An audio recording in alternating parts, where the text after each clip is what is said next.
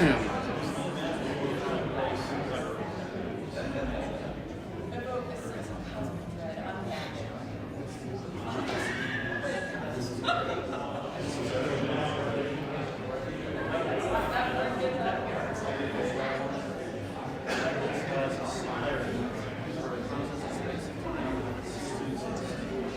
right, folks, we're going to get started.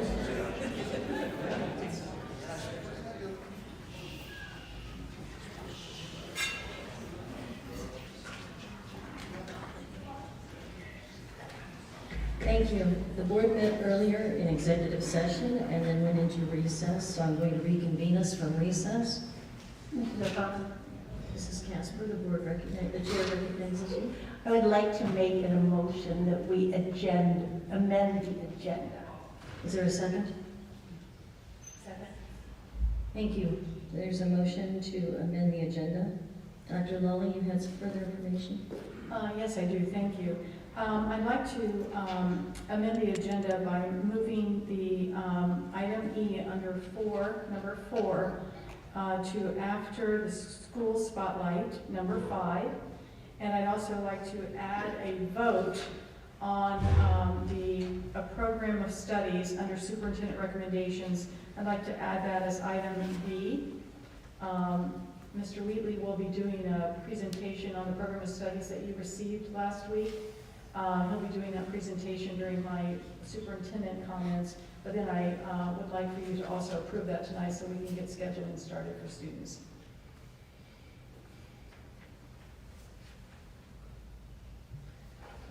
So the motion is to amend the agenda to move 4E to after 5, and also to place program of studies under 8, superintendent recommendations, and we'll make that F.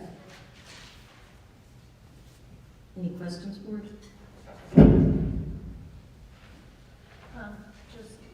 I know that we all received the program of studies, but if we could add it to the agenda after the fact, so if anyone wants to reference it, they can access it. Anything further? Please call the roll. Ms. Casper? Yes. Ms. Schaefer? Yes. Mr. D? Yes. Ms. O'Connor? Yes. Thank you, board. Mr. D, would you lead us to the Pledge of Allegiance? Sure.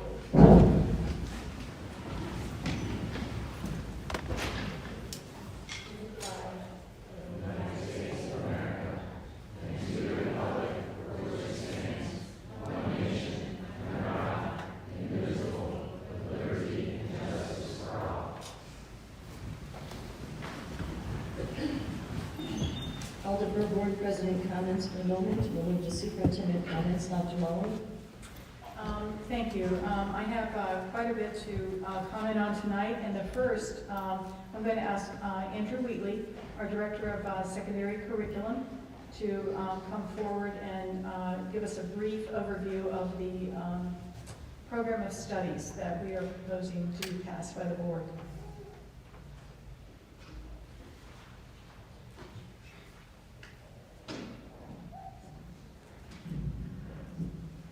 Thank you. Good evening.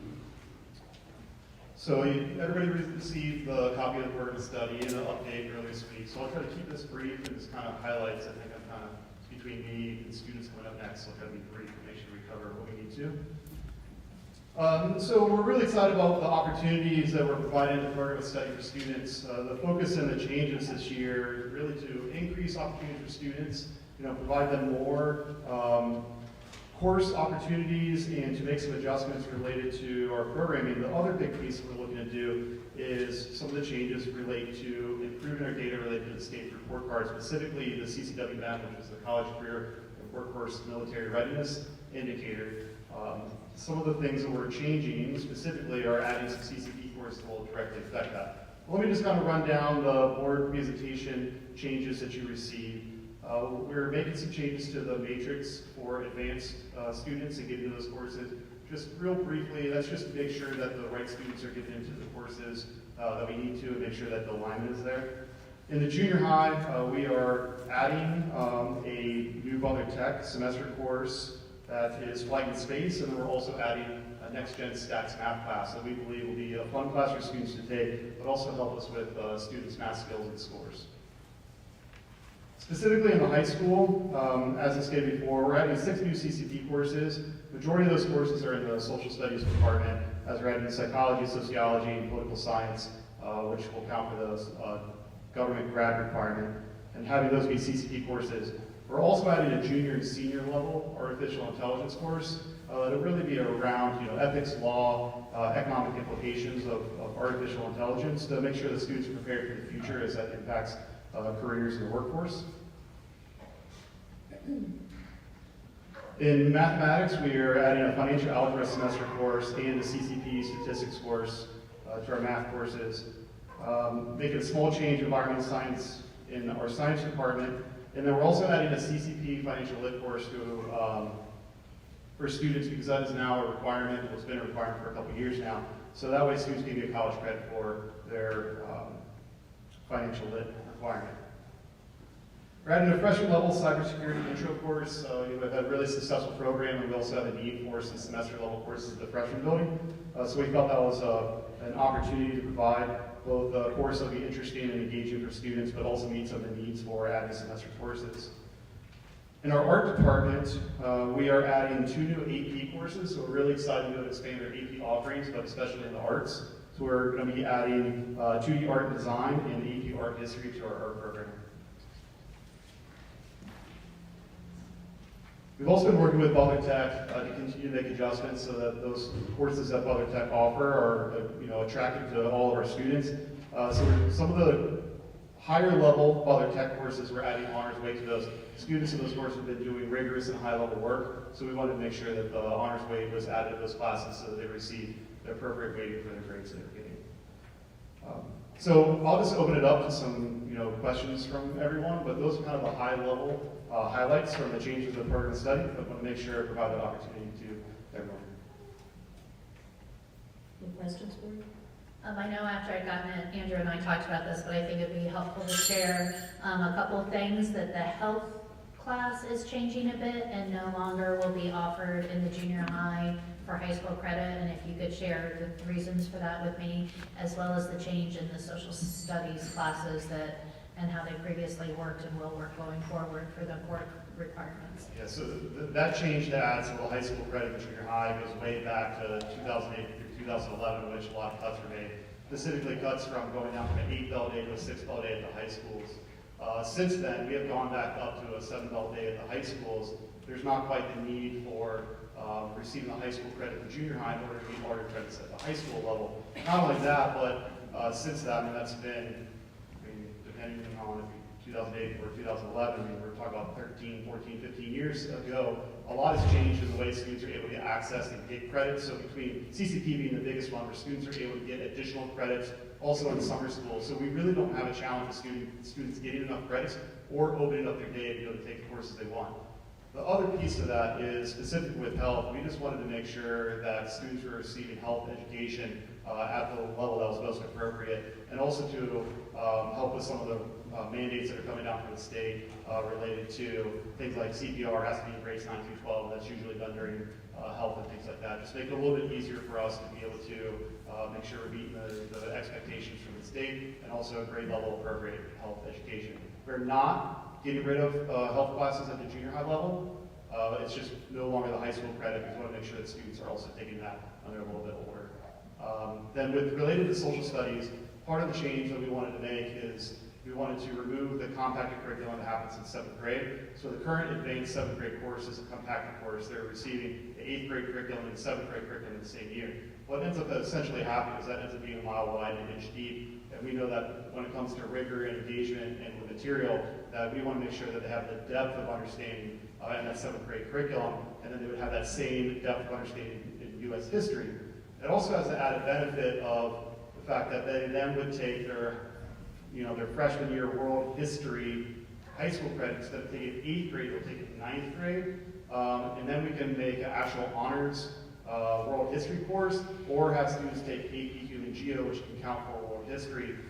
The benefit of that is, so instead of students just getting a regular level World Studies course as an 8th grader, they now will then have a more rigorous course. Specifically, a lot of students then be able to take an AP course their freshman year, which will have an added advantage to their GPA, but also I think they'll have just a higher level course on their transcript, as they're trying to eventually look at colleges and those things. So we think that it's both more appropriate, students will get more out of it, and that there's generally added benefits, and then we have a whole lot of ways to pick up that lost credit that students are going to get. So long answer to that, but it goes way back. And then credit flex for seniors? Yeah, so credit flex for seniors right now, so students, we do have a lot of students who are taking 3 or 4 or 5 L's in credit flex. We think that being in school for at least 5 L's is really important for development students. We also know that that's important for admissions. When students come around and try to get accepted to college, colleges want to see a full schedule. We also know that our East and West are great places, and so we want to make sure our students are there and taking a lot of the great courses like I talked about before. So we're making some changes to credit flex, expecting kids to take 5 courses their senior year. We think that's just ultimately better for students. We have stated that students who need accommodations to that can fill out an application with the building, and then that'll be evaluated based on administrative approval. Any other questions? Just on the junior high program of studies, I know we've talked before about more electives at the junior high level, and it looks like we've added some. So we're adding 2 for next year. Yeah, 2 for next year. I know we talk about this often, but is there any discussion around perhaps offering foreign languages? Yeah, that's a conversation that we continue to have.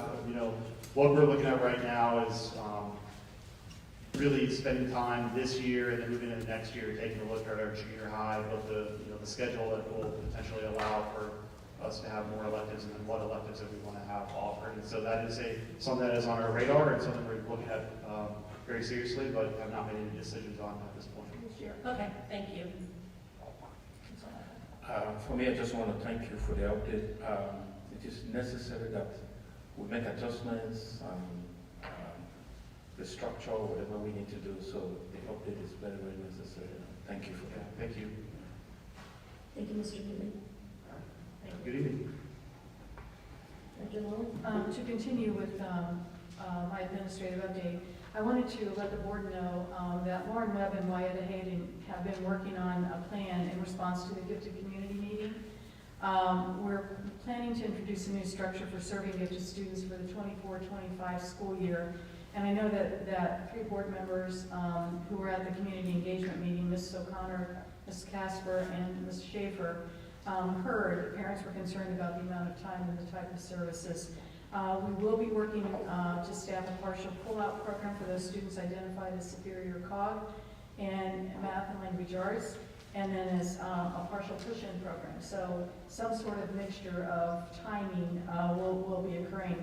As we continue to plan, I'll share more, but I wanted you to know that changes are coming in that program, and we'll finalize that probably in mid-January and roll that out to the public. Additionally, we're continuing to work on providing music, art, and physical education in each elementary school. The scheduling and staffing are still being worked on, but it's something that can be expected to be finalized again in January so that we can implement in the fall. And then professional development on instructional practices is being provided by the innovation specialists in the district. The focus for November and December has been on gradual release, which is a best instructional strategy, where a teacher models the standard being taught and then has the students practice the standard, while the teacher monitors to see who understands and who may need more support. And then once the teacher sees the majority of students understand, then the student is expected to work independently, which is where the personalized learning is developed. So we're continuing to work on that. And then I have some good news about our 3rd grade reading scores. Our 3rd grade reading proficiency score, we were able to improve that and achieve an 8.8% increase in students who passed that from last year, this time last year. And then also on the improving K-3 literacy score, we went from, we saw a 10.3% increase from last year, and several buildings, Endeavor, Freedom, and Independence, increased over 20% in their number of students who passed. The performance index for the third grade reading also improved from a 77.8 last year to an 83.4. And if you recall, the performance index are the number of students who moved from being basic and limited into proficient, accelerated, and advanced. So we saw an increase there as well. So I want to congratulate those third grade teachers across the district who worked so hard to make sure that students were prepared and ready and reading, and also the kindergarten, first, and second grade teachers, because they start the process. And then two last announcements. Lakota East Spark earned its 17th National Scholastic Press Association Pacemaker Award. Spark is one of 24 newspapers and news magazines to receive this award. Only 24 across the nation, so they won their 17th. Really well.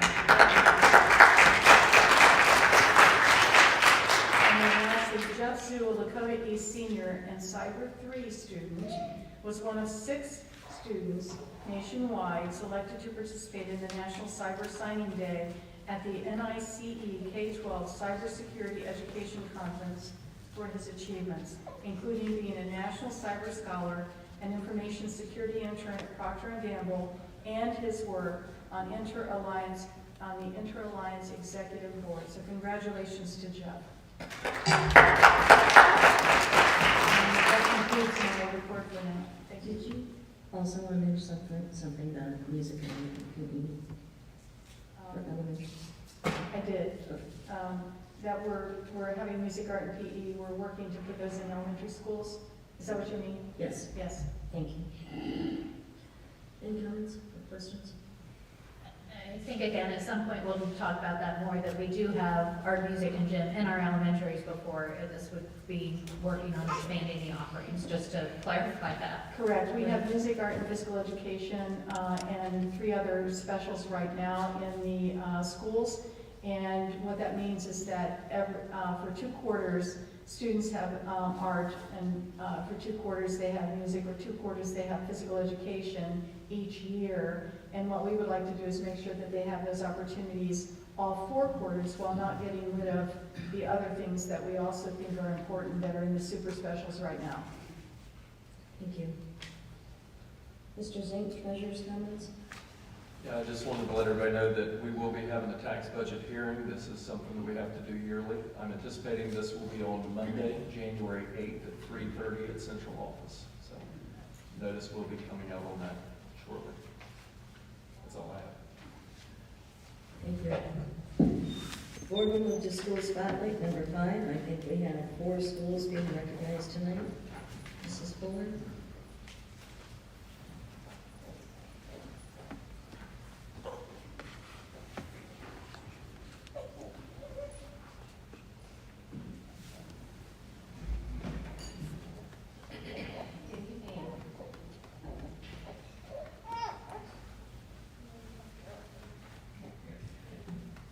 Tonight's spotlight right here at Lakota East Freshman. The school's Hope Squad, advised by Amy Mahaffey and Ted Thompson, teamed up with main campus Hope Squad to create the video you see on the screen. The video, which can be found on our YouTube channel or via the QR code on the screen, shares the message that no student is alone. While Mrs. Mahaffey filmed this footage here, Craig Bach and his students in his content creation class, which is a new class this year, jumped in at the main campus to do both the filming and the editing. Students at those schools have watched the video during their advisory periods. Over at Ridge Junior School, student athletes are leading the way as members of FACT, the Firebird Athletic Culture Team. A representative from each sport is nominated by coaches and teachers to be a part of the group. In the students' own words, they are a pillar for their school, the athletic program, and the community. In addition to being leaders at Ridge, the group has participated in events hosted by the NFL Hall of Fame and the UC basketball program. They've presented at our district-wide Light Up Dakota event and have been a part of community outreach through Reach Out Dakota. FACT is about developing responsibility and leadership skills, which mirrors the Student Athletic Advisory Board, or SAB, at Dakota West High School. The 6th graders in Medina Elementary School Student Council planned a fall candygram fundraiser to help the school. The students made posters and flyers to advertise the sale, and even got to school early in order to set up for the big event. The group raised about almost $530, which will be used to buy new soccer nets and some other outdoor equipment that all of the students in the school can use during recess. It was such a success that they're now working on plans for a winter sale. And finally, we have some second grade superhero leaders from Hopewell Early Childhood School here with us tonight. They've been working together to coordinate the December Kindness Challenge at their school. Please welcome Cora, Will, Avery, Whitney, and Noah, along with their principal, Mrs. Franco, to share more with you.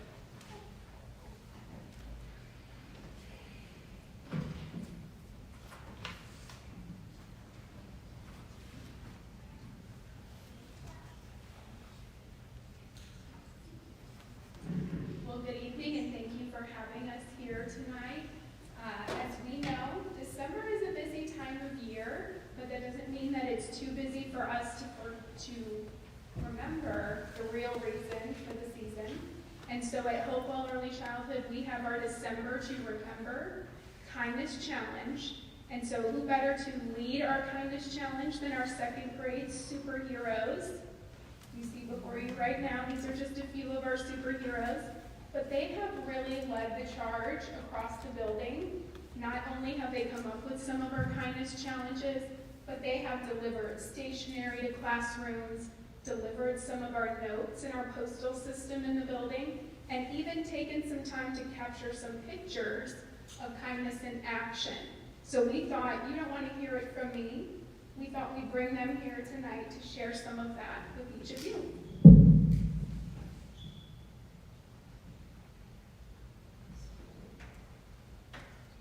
My favorite kindness challenge is make a card for Rosina. Why did you make a card for Rosina? Because she does a lot for each of us. Yes, she does. You had a special fact about nurses too, didn't you? Do you want to share it? And my Mimi is a nurse too. So that has a special meaning for you, doesn't it? Thank you for sharing that. Laura, will you share with us your favorite? My favorite kindness challenge was make a card for our custodians. Can you tell us more about that? I like it because it makes me think of how it makes me like they get to feel welcome in our school community. That's a big superpower of yours, isn't it? Making everyone feel welcome. Thank you for doing that, Laura. My favorite kindness challenge was playing with a new friend at recess And why was that your favorite? because we got to meet new people. Oh, what did you play at recess? Football, Football. How did that go? good, Yeah, who won? fun. What was your favorite kindness challenge? My favorite one was to learn a new language. Ooh, what language did you know? Bonjour, And what language is that? French. Did you say it to a new friend? Yes. So we learned to say hello in a new language. All right, and last but not least, what was your favorite kindness challenge? Making a toodle. What is a toodle? A toodle is a little card that you can make for someone to feel welcome and happy. And happy. So a toodle is part of PAX, isn't it? Mm-hmm. So it's kind of like a compliment. So have you delivered your toodle yet? Not yet, so more to come? Love it. So can you give our superheroes a round of applause?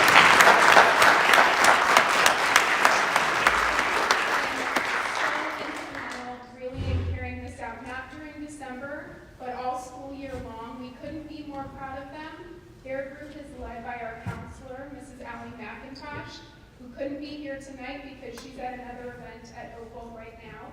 But truly, it's an amazing group, and we couldn't be more proud of them. So thanks for having us here this evening.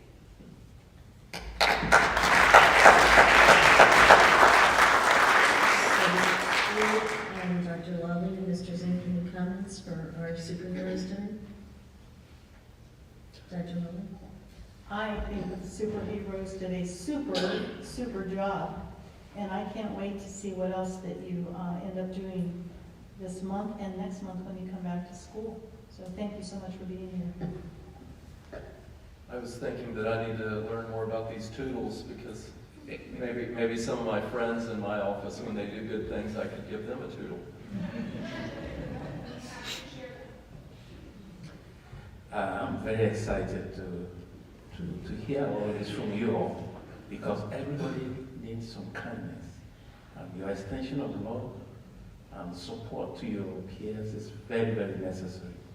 Very, very proud of you all heroes. Thank you so much. Thank you for coming and sharing your stories with us. And it's not very hard to be kind, is it? It just takes a little kind gesture to make someone feel happy, right? So thank you very much for coming and talking to us tonight. Also like to thank you. You guys did an amazing job tonight, and I'm curious if you've done any of your kindness challenges at home too. Has anyone done anything at home that they kind of an extension of what you did at school? Okay. Moms can use toodles too. Would you all join us in the center of the stage? We're really proud of you.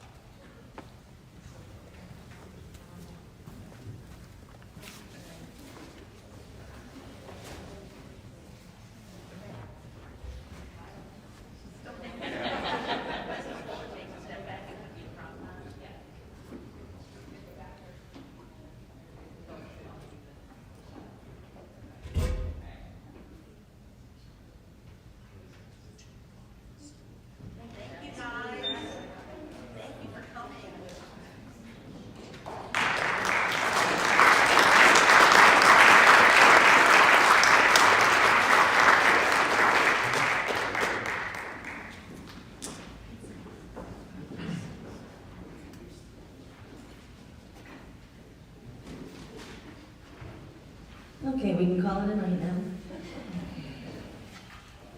We move to recognition. Yes, thank you. As the interim superintendent, I've not known Linda O'Connor long. I spoke with her briefly this spring about curriculum and then in July when I interviewed. In the past several months, I've witnessed a board member who is very committed to the students that Lakota serves. Mrs. O'Connor has expressed many times that education in Lakota must meet the needs of all students. Her advocacy for the gifted programs, the fine art program, and programs serving students with special needs has been well documented over time. She's also advocated strongly for a balanced budget and fiscal accountability. The district currently is in very good financial condition due to the work of Mrs. O'Connor and the boards with which she works. She has served tirelessly at the state level advocating for students and Lakota. She's been recognized numerous times by the Ohio School Boards Association for her work with various committees and legislative groups. It's rare that a district has a board member who has served for more than 1 or 2 terms. I want to personally thank Linda O'Connor for her support of the students in the Lakota local schools for the past 16 years. Her leadership and historical knowledge base will be missed. So I want to say that before I introduce some other people who have some things to say as well. We have a couple of special guests in the audience tonight that I just want to recognize and thank them for making the trip here. Sally Green is the OSBA, the Ohio School Boards Association President-elect. And Screen, could you stand up and be recognized? Thank you. The Westchester trustee, I saw you come in. I thought, thank you for being here. And at this time, I'd like to introduce Steve Schramm, Liberty Township trustee. He has a presentation to make. Thank you for being here, Steve.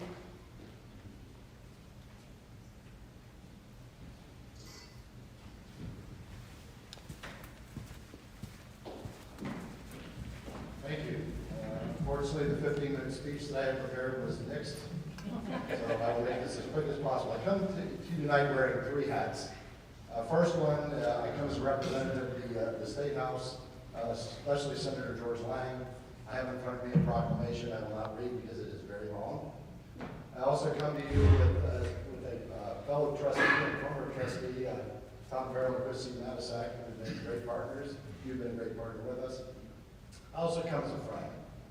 And I'm going to sum this up quickly. You've done an amazing job. Your passion, your commitment, your energy has just been incredible. You've been an amazing partner with us, and we will sorely miss you. So thank you for everything you've done, and I'll hang on to this for you.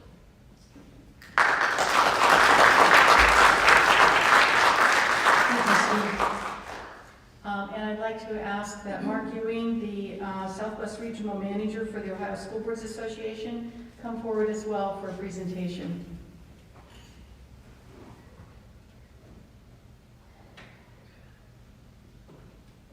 Good evening, thank you for having me. I make a bunch of noise on the podium. Linda's been a very involved member of the Southwest Regional Executive Committee for many years. She's been trustee for 5 years. She's been on the executive committee. She's been a federal advocate. She's been a delegate for the OSBA platform, and she's worn many, many, many hats, and she's been a very good friend of mine. So I would like to present her.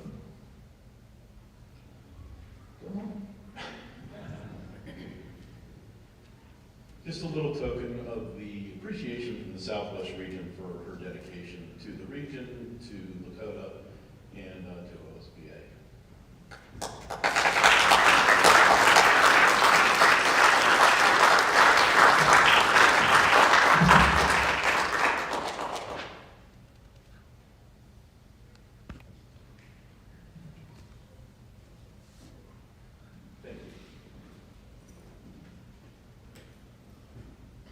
We have a little something for you as well. 16 years is a long time, and you have dedicated a lot of time, not, as they mentioned, not only in Lakota, but at all levels, OSBA, Southwest Region. Your commitment, your dedication over all the years, you've been highly involved, you've been very passionate, and you have served the community for a lot longer than I think I could do it. So we just want to congratulate you. We have a little something for you from all of your board members and from Dr. Wally and Mr. Zink. It's heavy and it's pretty. And that's up to you. If you'd like to open it now, I mean, I think Isaac and Julie also have something to say, that if you'd like to open it, after they're done.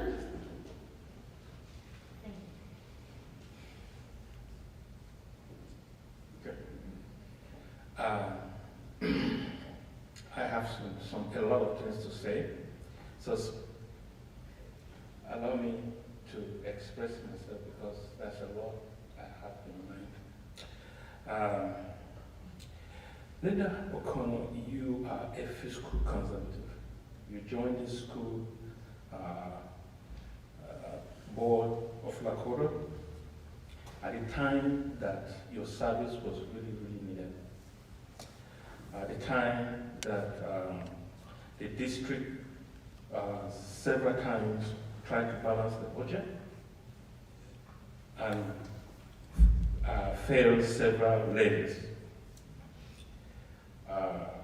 You rally around placing levy and bond issues on ballot to balance the budget with repeated election failures.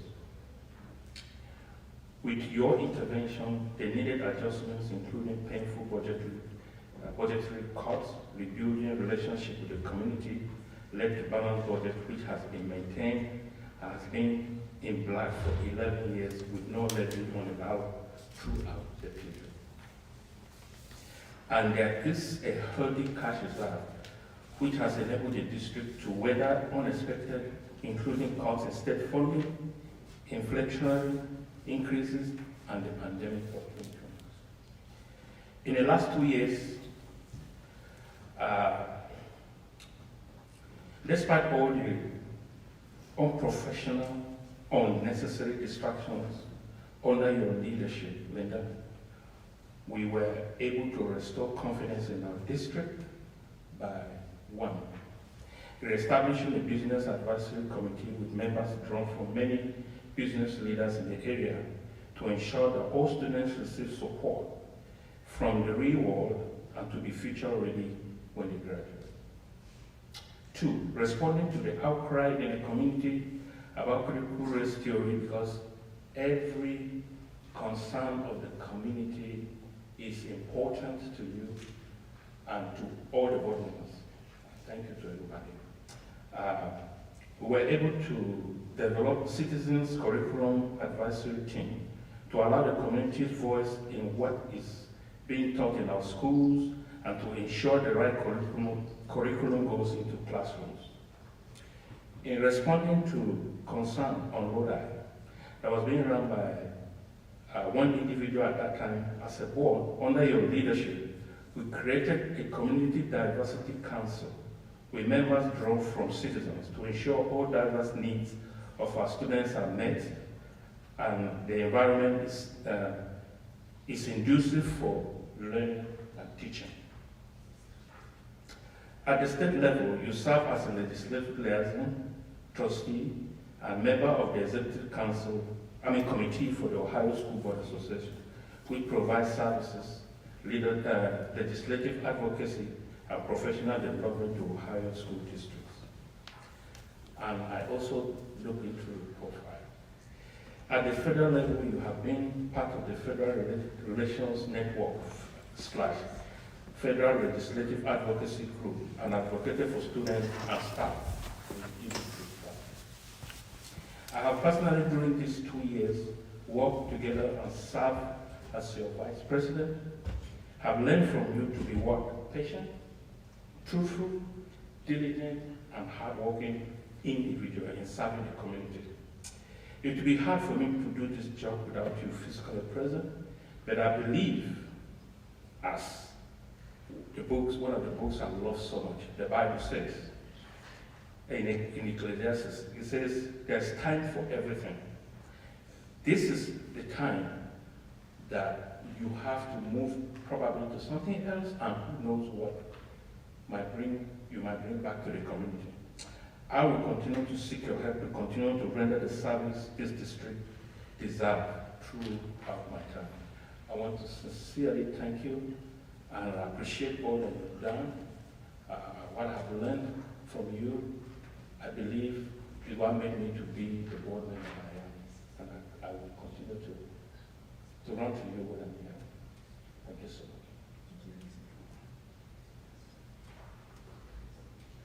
So I know a quote that you've used before is Roosevelt's quote about the arena. So it's not the critics who count, nor the man who points out how the strong man stumbles, or where the doer of deeds would have done them better. The credit belongs to the man who is actually in the arena, whose face is marked by dust and sweat and blood. And, you know, it feels like that's what happens up here occasionally, and we've all sort of been through those challenges. And I appreciate your time that you spent in the arena, how many hours you sacrificed time with your family in order to represent Lakota both here as well as the state level through OSBA, helping to raise Lakota's profile locally and through the state, and appreciate how many years of service you have dedicated to that cause. So thank you for that. I'm going to save my comments till the end of the meeting. After all the work that I've done with Ms. O'Connor, I know that she would like for me to get through the business before we talk about the other things, so I'm going to be respectful of that. That's probably a good thing, Mr. Zinn. Mrs. O'Connor, would you like to say anything? First of all, thank you to my friend Sally Green, who came all the way down from Tusky Valley to bring me Kleenexes. So, That's a good friend. It's a true friend. I'm honored by this. Thank you. Board, Dr. Lully, Mr. Zink. Thank you to the friends and the colleagues. Sorry, I was really doing okay. Thank you to the friends and the colleagues, to my husband, who has been a rock through a lot of ups and downs on the board, as we all know. I did come onto the board at a time of tremendous challenges for the district, and I'm grateful to have made a difference for our students. I'm thankful for the chance to work with people across our community and across our state because we all value education. And it's been wonderful working with you all. I'm inspired by the dedication and commitment of so many to our students. I've learned a lot, worked hard. I will always be proud of our students. Thanks for the memories, as Bob Hope would say. And now we're going to get back to business, okay?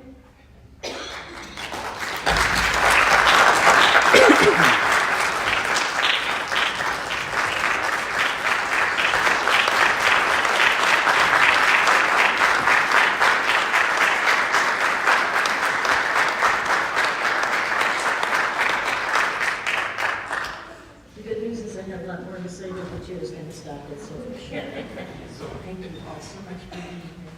Really appreciate it. All right, everybody's emotional stabilizer, let's move to policy. I'm going to move to education.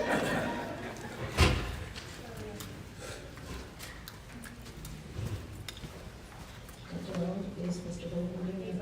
Yes, Mr. Vogel? Yes. Thank you for the opportunity just to give everybody a quick update on the policies that are on the agenda for first read tonight. There are 20 policies for first read based off of the most recent policy meeting. Appreciate Dr. Lally filling in for me while I was out. And so just a quick overview real quick. I'll go in numerical order. 0141.2 is an ethics commission update language about board members who would need to refrain from voting and declare their association if organizations such as corporations, businesses, political subdivisions, or higher education institutions are up for vote. Policy 1520 and Policy 1531 are Lakota Treasurer Team Eds, helping clarify language between a 260-day and a 227-day administrative contract. Policy 2464 is also Lakota Edit, and it's needed to update our language based on our current practice of how we're using PD hours to help with the process of web writing and evaluations, and not leaving it just to the people who have the actual gifted licensure. This supports the efforts to help us meet the gifted indicator on our state report card. 3 of them I'll put together: 312008, 412008, and then toward the end 8120. These are from, I'm sorry, I skipped one. Forgive me. Let's go back to 262302. This is from House Bill 33 update. Required language based on no longer being ODE, but now referred to as due. Update language on RIPS and additional language requirements on intervention programs. You'll see this policy again next year at this time because it's part of a 3-year rollout update about third grade reading DRT. So this is this year's update. You'll see it again next year. Then back to where I was with 312008, 412008, and 8120. These are part of House Bill 33 updates. These are new requirements for any individual seeking a PAP certification, which is a pupil activity permit, just stating that it must also include cardiac arrest training and mental health training. 5112 is a Lakota Team Edit. It's ensuring that students who are attempting to enroll as first graders have met the requirements of a licensed kindergarten teacher as outlined in current, I have ODE language, I guess it's due language now. 5320 is updated language from Ohio Department of Health. There's no changes in practice, just updating and clarifying language within the policy. 5337 is a new policy for all school districts based off a House Bill 33 update. There's a new requirement that you must have specific policy on the care of students with seizure disorders. This will require a 1-hour training session for staff. It will be renewed every 2 years. 6231 is a Lakota Team Edit. This ensures that policy aligns with practice in the Treasurer's Office when the board reviews appropriations each year. 6700 is updated language about the rights of nursing mothers. That is now captured in policy and removes any limits for salaried or hourly employees that before referenced just using break time. 7440 is adding language that expands the scope of potential security measures that schools may have in place. It adds language that there could be potential disciplinary action for anyone, student, staff, visitors, who circumvents or disables existing security measures in place. That would be facility security measures.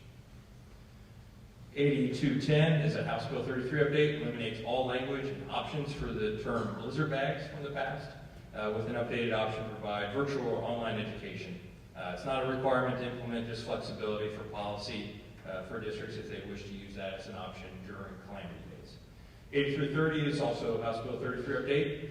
Cumulative records for students transferring to another district must now be forwarded within 5 school days.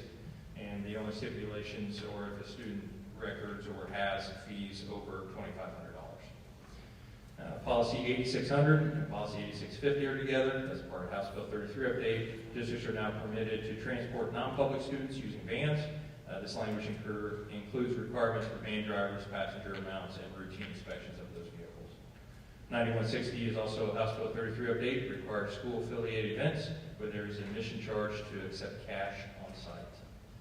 And then 9270, House Bill 33 update, no longer using the term homeschool, referred to as home education, changes the requirements of home education, reduces the notification required to the school districts. Just keep in mind, parents are still required to notify the school district of residents, but it reduces what they have to send us to be exempt from compulsory school attendance, and this is a current law that took effect on October 3rd. So those are the 20 policies that are before you for first read tonight. Are there any questions for Mr. Volkman? I know in the listening session, there was some concern about the last paragraph in policy 7440, with students and staff and visitors intentionally circumventing security measures and how that might apply with computers, or if you're using your phone and you take it off of Wi-Fi so that you can actually upload something that you couldn't. Do you think that we need to modify that in order to avoid that, or do you think it's okay as written? Okay, this is dealing with facility security, so you're talking more about your security cameras, your entrances, you're propping open doors, messing around with our Raptor system, using a badge inappropriately to get it. It's the facility security, it's the physical security. It's not, we're not getting into the online aspect of the acceptable use policy. That's covered under the acceptable. This is about getting into the building or allowing others to get into the building without the proper access and authority. And so that's the focus of this policy. I think the mention during listening session was more about acceptable use policy and how those are being used in the classroom or in the building, but this is about facility security. Thank you. Any other questions? Thank you. Thank you. We'll move to B, Business Advisory Committee. Mr. D, would you like to talk about that? We had a meeting on the 18th with the business advisory team.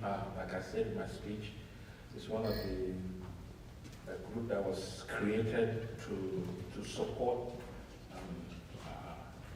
provide assistance to students from the real world, and also prepare them to be future ready. We had a good session and feedback from the community, which we're still working on, I think, before we finally share what we have. We're still working more on getting more feedback. Thank you. Anything to add to that? I wanted to add that it was requested that, as Mr. D said, that a new survey be developed with fewer open-ended questions, so that specific detail could be brought back before we actually roll anything out. And it was also requested that the BAC be able to log into the Use Science program for the next meeting, so they could actually see that process that our students are going through for that career development awareness. Because we're right now working with our middle schoolers to do that Youth Science program at this point in time, meaning the science of being you and what you're interested in and what your aptitude, what you have aptitude for. So we're going to allow them to log into that and take a look at what that looks like. Any questions? We will set, along with a lot of these committees, we'll set upcoming meetings like the organizational meeting in January. So we don't have any more at this time. Thank you. Mrs. Schaefer, Butler Tech? Here we have the newsletters. You have 2 for October and November. We have not had a Butler Tech board meeting since our last Lakota board meeting. However, I did want to mention that tomorrow we will be going to Columbus for legislative advocacy. We want to thank our legislators for allowing some flexibility with career tech for teacher licensure. If we have perhaps a professional who may come in and work in a welding lab or whatnot, we were hoping that they wouldn't have to go through the whole process, and they've allowed some flexibility. And then we also want to do a thank you for the facilities grant that's going to allow us to expand the bioscience building and serve more students. And then we will have a request that we're hoping for some capital funds in order to expand the welding lab within Butler Tech again to serve more students. Continually being our goal to expand offerings and serve more kids within Butler Tech and eliminate the wait list. Thank you. Any questions for Mrs. Schaefer? Hearing none, we'll move to D, Community Engagement Committee.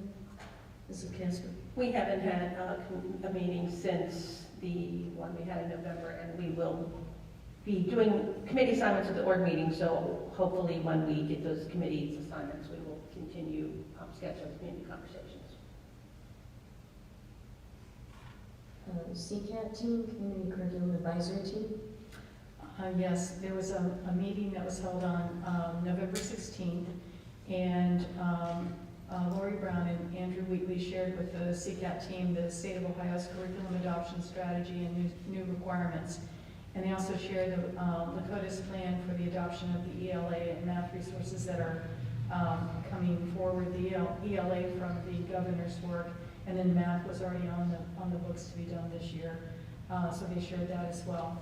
And then Krista Heidenreich and Sherry Simpson also shared that, excuse me, the 2023-24 professional development strategy and plan with the team. And then Andrew Wheatley also shared the process for developing a program of studies and also a draft of the 7 through 12 program of studies for initial feedback. Very good. Community Diversity Council will be scheduled for January. We move to Facilities Committee. Would anyone like to report on that? Dr. Lawler, do you want to start us? We had a Facilities Commission meeting, no, a Facilities Committee meeting, and talked some more about what we needed to be thinking about as far as what facilities needed what needed to happen with our facilities work in Lakota. We talked about the enrollment increases that we're seeing and the need for space for students to attend. We also talked a little bit about the repairs that are being done at West Freshman, and then the limited amount of funding that we have for some of the other repairs that may be needed throughout the district. Anyone else? Comments?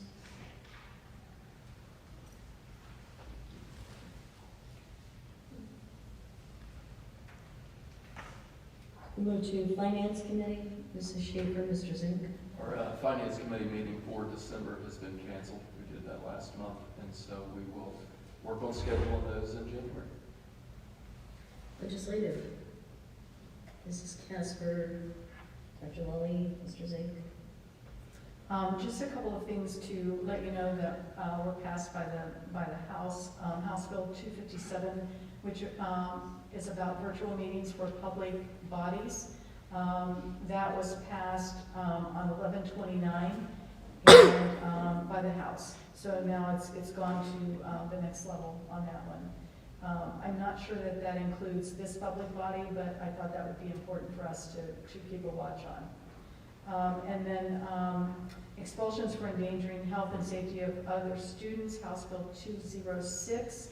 That was reported out as amended by the House Primary and Secondary Education. That's the 5th hearing that they've had for that on November 28th. So we can maybe expect some movement on that in the new year. And most of the other bills that are pending, there were just 3rd hearings, 4th hearings, 2nd hearings, moving things forward, nothing that was really voted on. House Bill 187 has made it back out of the Senate, headed back to the House. They will be reviewing that tomorrow, I believe. It's looking at an expansion of the homestead exemptions, which would be good for our seniors and some people in our community with the property tax changes.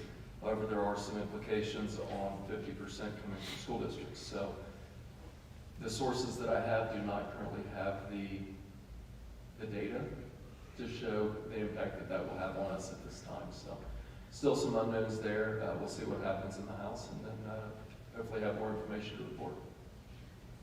Do we think that that bill will get out of the House before the end of the year? I mean, there's only two more days, I think, 2 more sessions. I think they're planning to be done by the end of this week. That's And what I thought. my Yeah, I believe understanding that's is the they're goal. fast tracking them. They do want to get that through. What I've heard from Representative Hall, in terms of 50% of it being paid for by the state, sorry, let me go back. The homestead exemptions and the increased cost of the homes to expand it from 35,000 to 65 or 70,000, 75,000 will be paid for half by the state and half by the windfall that school districts are expected to receive based on the increased valuations happening statewide. I don't know what the state will do, or the House will do in conference committee with that, but right now that's what they're looking at. They also moved it from, the House original bill was a rolling 3-year average, and they moved it to back to the 1-year average, which is where we find ourselves back to where we started on this entire issue. So those are things that could definitely impact Lakota's budget, and certainly a concern. Yep. In terms of where it finally is. I will keep everybody posted as I hear more. Adam, do you think then, is your initial thoughts on that? I mean, already we're not keeping up with inflation even with the increased valuations. Do you think there's a chance we'll actually see a true decrease in our funding? Some of the information that I've received references the districts that do not have a lot of new construction will probably see a bigger impact of that. One of the fortunate things for us is we are seeing a steady new construction coming to Lakota's district, so we're hopeful that that would offset some of that, if that does board direct. But we still don't have that information at this time. So they'll potentially be voting on this without knowing the full impact on individual districts? I'm hopeful that they do. We just, my sources just don't have that yet. Gotcha. And every district is impacted differently, so Certainly. depending on where they are. Was that for that? Mr. Dean, did you have something? Yes, I was going to ask Dr. Wally. It's HB 257 has to do with virtual meetings. You're not sure if it can include school board, but are they trying to bring back virtual meetings for legislators, or when it passes, what does that mean? Well, what it says here is to authorize certain public bodies to meet virtually. So I'd actually have to pull out read that, so I will get that information to the board and see what the language is actually referring to in particular. But I have not heard that boards of education were included in that, but I'm hesitant to say that isn't the case. So I'll pull out the language and have that for you. Thank you. And what that would mean, I think they're trying to cover for some of the COVID type things where maybe a board member or a person that's on a committee that meets virtually has the right to vote and that sort of thing, or that they can hold their meetings without actually coming together. But let me pull the language to be exact on that. Gotcha. Thank you. Anything else legislatively? We'll move to J, Safety Committee. Dr. Molly, would you like to speak about that? The Safety Committee met in executive session and just continued the conversation about what safety measures we have in place and future safety measures that we might want to consider. And really, that's about all that I can say about that meeting since it was in executive session. Thank you. Board Professional Development or Board Work? I did want to say that the OSB Executive Committee met on December 5th, and the purpose was evaluation of our CEO and to set goals and objectives for the coming year. I'd like to say I think Kathy McFarland has done a great job. She stepped in a difficult time, and I respect her efforts, so grateful that she was willing to take that role on. We move to Treasurer's Recommendations Board, 7. A, the approval of board minutes, and B, approval of monthly financial reports. And those board minutes were for November 6th, November 20th, and October 16th. Is there a motion? So moved. Second. Thank you, Mrs. Schaefer. Thank you, Mr. Lee. Is there discussion? Hearing none, call the, I'm sorry. I was just going to add that we did have an amendment to the minutes from the prior meeting. Ms. Bodie had referenced that I'd missed the professional development she attended back at the October notes, so that's what that amendment was. Thank you. And if there's nothing further, call the roll. Ms. Schaefer? Yes. Mr. D? Yes. Ms. Casper? Yes. Ms. O'Connor? Yes. Board will move to superintendent recommendations, and we will take A through F. Approval of personnel items, a memorandum of understanding between the Lakota Local School District Board of Education and the Lakota Education Association. Approval of the National Geographic curriculum purchase for $654,782. Approval of field trips, approval of donations, and F is now approval of the program of studies. Is there a motion? So moved. Thank you, Mrs. Casper. Is there a second? Second. Thank you, Mrs. Schaefer. Is there discussion? Dr. Lawley, would you like to brief us on any of those? The one that I would brief you on is the memorandum of understanding between the district and the LEA. That is for the Personalized Learning Academy. It is compensation for those teachers that are participating in that both this year and next year because they're opening up their classrooms for visitation and continuing their learning. So it's an agreement between LEA and the district to make sure that they're fairly compensated for the extra work that they're doing to become those model classroom teachers. And then the National Geographic curriculum will be for students who are learning to speak English.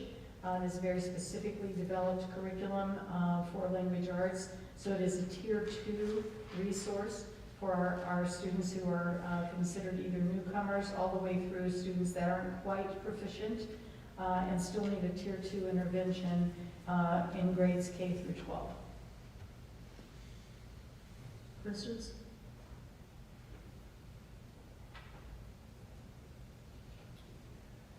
Hearing none, I'm glad to see that we're doing the English language arts for our English as second language students.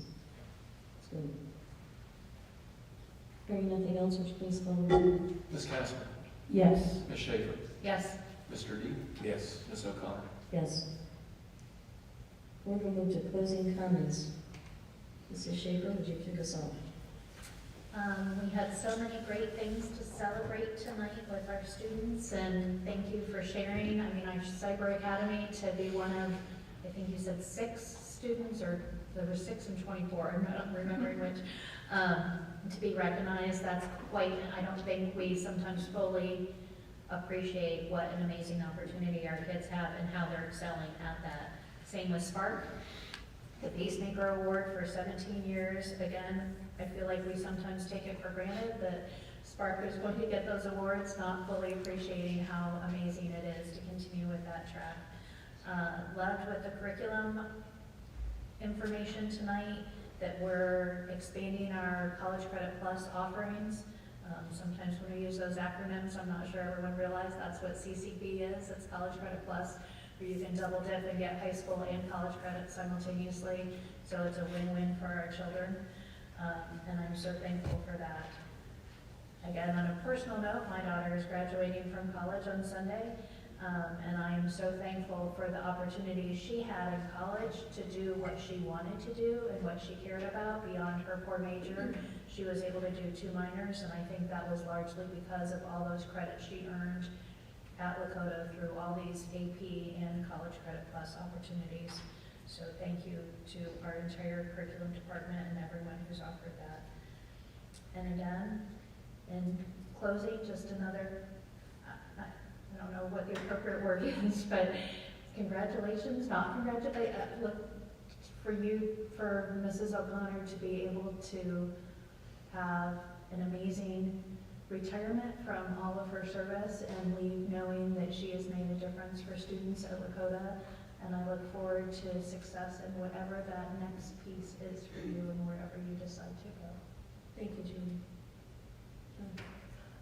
Ditto on the kids, you know, that's always our favorite time when the students come and talk to us and tell us all the things that they're doing. And I love it when the early childhood kids come because they're so articulate for second graders and what they're doing. We've had a lot of activity the last couple of weeks, choir concerts, band concerts. I don't know if anybody watched our Lakota East and West bands on YouTube for the Hawaii parade, but we were all very, very proud. So there's been a lot going on, and we want to, I just always want to acknowledge all the hard work the first semester from our staff and our students and what they've done to get to this point of the year. This is like a flag moment. They're like, okay, we're halfway there. So we hope that everybody enjoys their holiday, and everybody, students, teachers, get some well-deserved rest. And again, so Connor, good luck and thank you. I think I failed to mention that when in your 16 years, it hasn't always been roses and sunshine. So sticking in there and making the commitment that you did, just good luck. And again, like Julie said, I'm anxious to see what you do from here. Thank you. Watch for the vote. Yeah. I'm going to give you the last word tonight. I'd like to just comment on the amount of donations that we received for this month's board agenda. A total for this board meeting was $26,705. That's an outstanding number of donations that come in from various groups and various people. And I just wanted to acknowledge the fact that it's appreciated. The total for year to date so far is $226,000, a little bit, well, over $226,000. So that's amazing for donations. I would also like to commend the choir directors and the band directors and the directors who are doing the musicals. We attended Ridge's Christmas Carol a week ago Friday night, and Christmas concerts, or I should say holiday concerts, last week and this week, and another one on Friday night with East bands.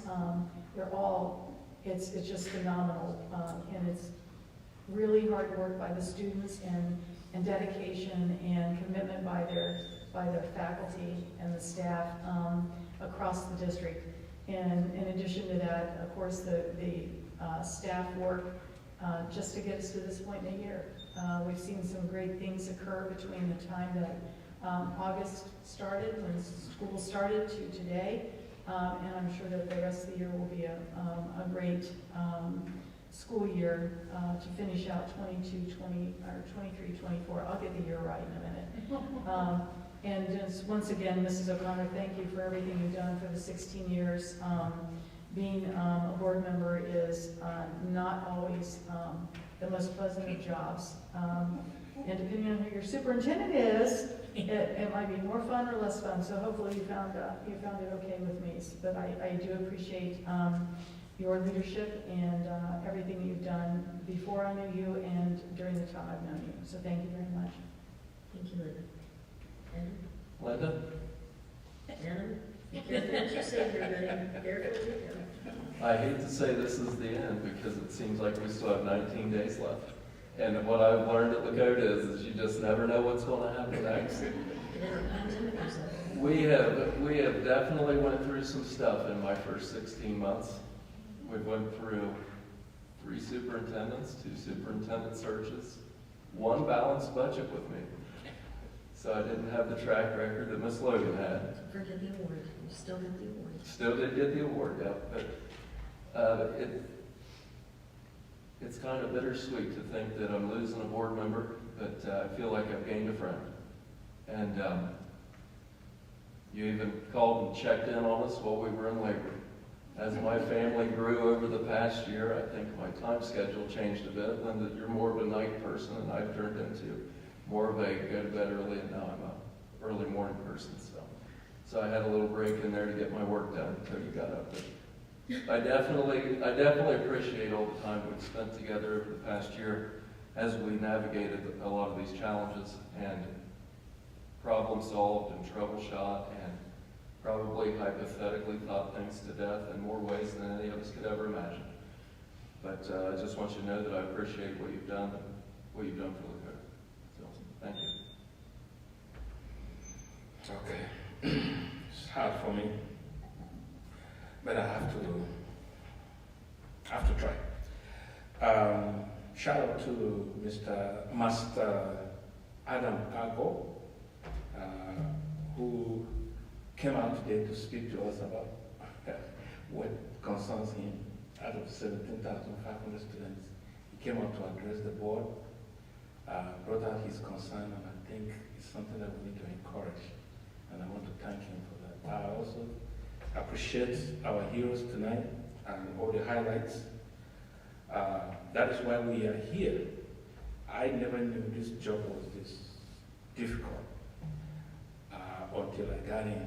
And like I said before, Mr. O'Connor, I want to thank you so much because I don't know what I would have done if you were not one of the resources that I have. I'm a president, I was a vice president. I know what we went through. There are a lot of things said out there, but I know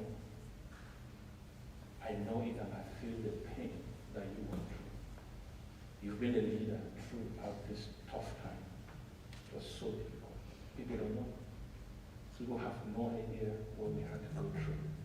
You were not only my president, you were also my prayer partner. Because there are times that I will call, I will text, even when it is late in the night, and share with you my fears and how I was scared I was going to drop out of this. And you said, Isaac, I don't think you're a quitter. You've encouraged me and we have come this far. I want to see what you have next for this community because you love this community so much. You love the students, you love the teachers, you love the entire community. And I believe that we're going to see more of you. I want to thank you and appreciate you for your service. 16 years is a long time. I'm trying to do 4, but in this 16 years. Thank you so much. Thank you from the bottom of my heart. Appreciate Thank you, Isaac. Yeah. That might have been a miscalculation to let you go last. We need more policy or something, right? Ditto on the comments about our kids, and I appreciate young Mr. Argo's sense of style too. He came in with a very cool hat. Told us he wasn't allowed to keep it on in the building, so he's actually been given good manners as well. So, the awards for our kids, you know, we don't take those for granted, but it's always wonderful to hear that it happens again without us even really knowing that they're up for an award or whatever, and it's wonderful when it happens. I am so happy to be leaving knowing that we're making changes with our gifted program. I really feel that those are so important for our kids.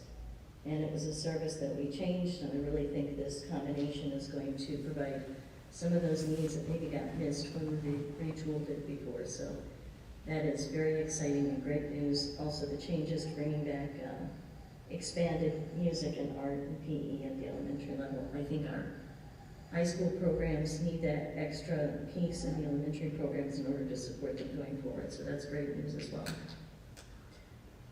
I want to wish everybody safe travels. I know we're doing lots of family stuff over the holidays and hope it goes well for everyone. Board, it's been a tough couple of years, but we kept it steady. Dr. Lally and Mr. Zink, I am so happy that we're leaving you in charge. I am leaving you in charge.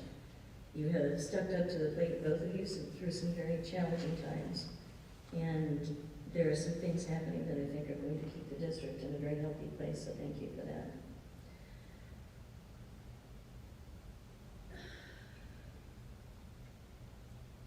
I'll always be proud of our students. With that, we're adjourned.